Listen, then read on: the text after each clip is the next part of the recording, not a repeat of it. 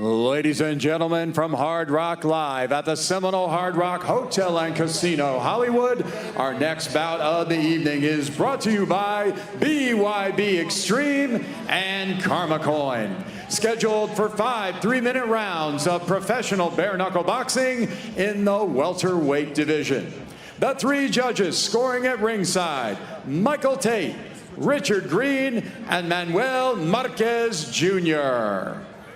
Introducing first, fighting out of the blue corner, wearing the black and gray trunks. He weighed in at 142 pounds. He is undefeated in his bare knuckle career, 1 win, no losses.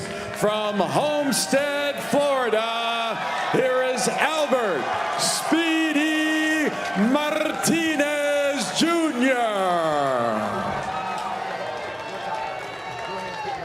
His opponent fighting out of the red corner, wearing the black trunks. He weighed in at 142 pounds. Tonight, making his bare knuckle debut from Long Beach, California, here is Walel, the Pharaoh Watson. Referee Bill Clancy with the instructions. Bring it here, sir. Bring it in.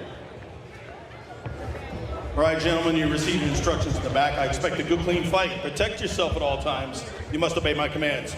Your trunks, sir, are perfect. Yours are a little high. I'll allow your punches if it rides. Right now, it's perfect. So I want punches all above the line. Let's touch them up. Good luck. God bless. Go back to your corners. And a happy 37th birthday to Walel, the Pharaoh Watson, wrapped in red. Albert Speedy Martinez in the Trigon for the 2nd time, wrapped in blue. Fight scheduled for 5 3-minute rounds. All right, gentlemen, come to scratch. Fight! Here we go. This is a matter of a southpaw against a right-hander. Here's it. Oh, right away, Martinez trying to close that gap for the long reach of Watson. Boy, did you see Watson there? Oh, so trying to use his legs, wrapping around there. That was his form of defense. Those long limbs. You got to be careful with the righty versus lefty matchup if there's a clash of heads, especially with Martinez flying in like that. Good body shot with the cross to the stomach. And they're already talking. A little bit of banter, a little bit of banter. And when you have that southpaw orthodox matchup, it's always about the outside foot, right? It's about the outside foot, and also you got to be careful with the foot clashes, because sometimes that causes a stumbling, or you know, people can mistake that for wobbling, and also clashes of heads, because your league hands on the same side, and sometimes you kind of will dip the same way, and you'll clash heads. So you got to look out for that in this fight, and in any righty versus lefty matchup. And it's interesting, too, in the part of Martinez talking about the fact that what he's going to do is make himself as short as possible. Make himself as short as possible and get inside. And he's got him in that corner. Just got hit with a left.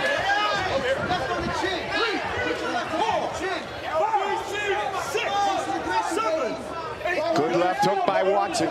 Benny, you made a great point. He tried to make himself short, but Walel Watson also caught that and started whipping that hooker cut, like a hybrid uppercut hook at Martinez, and caught him on the dip.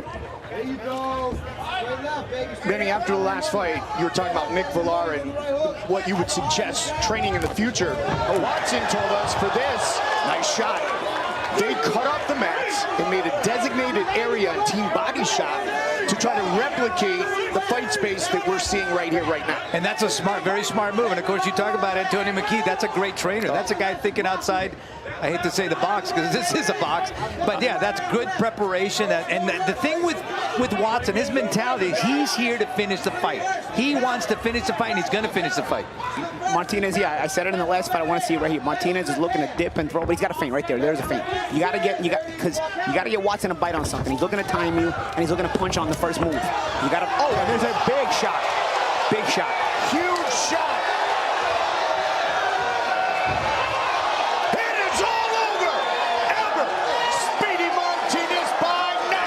Guys, we got to contend contender for the knockout of the night right there. That's going to be a hard one to beat. But Paulie, did you see the way he dipped and then came up? Yep. And was that an overhand? I didn't even see it. It was just like it was an overhand. And what he did was he dipped and then he caught him without.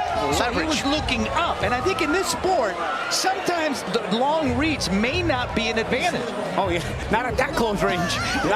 Your reach is an advantage at range.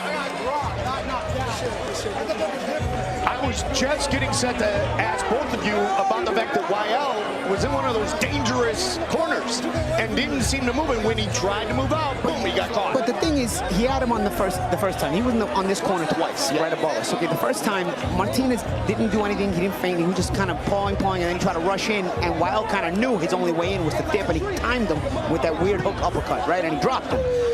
This time around, they got inside. Nothing really happened on the corner again. And they, at center ring, I'm dying to see the replay, because at center ring, it creates an exchange, and that was some dynamite. I mean, he went down real stiff. But you know, Paulie and Mike, the best way to get out of that corner is to throw an uppercut.